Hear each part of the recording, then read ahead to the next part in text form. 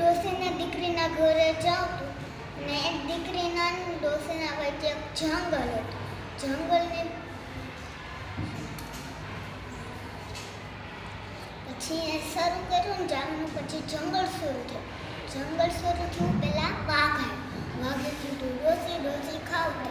ડોસીએ કીધું દીકરીના ઘરે જવા દે, તાજી માજી ખાવા દે, લોહી ચડવા દે, પછી મને ખાજે.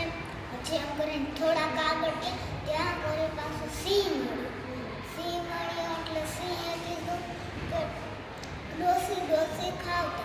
ડોસીએ કીધું દીકરીના ઘરે જવા દે, તાજી માજી ખાવા દે, લોહી ચડવા દે, પછી મને ખાજે.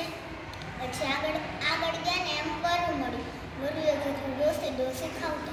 ડોસીએ કીધું દીકરીના ઘરે જવા દે, તાજી માજી ખાવા દે, લોહી ચડવા દે, પછી મને ખાજે.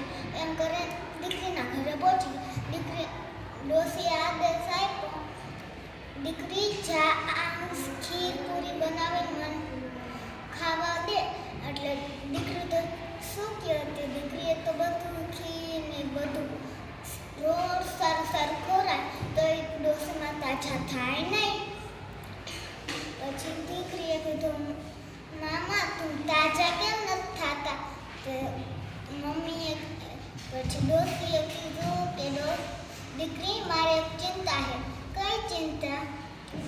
દીકરીએ કીધું દીકરી શું? મને જંગલમાં વાઘ વરુ અને શિયાળની બીક લાગે છે ઘરે જવા. બધામાં જાનવરો જાય ને ત્યાં બધા જાનવરો મને ખાઈ દે. એની શું ચિંતા? મારા પાસે એનો આઈડિયા છે ને. આપણો કોઠારું છે ને એમાં ભંભોટ્યો પડે, એમાં તમે બેસી જાય પછી ઢાંકણું બંધ કરી દે ને તમે એને રડકતા ઘરે જે નથી ઊભો રહેશે.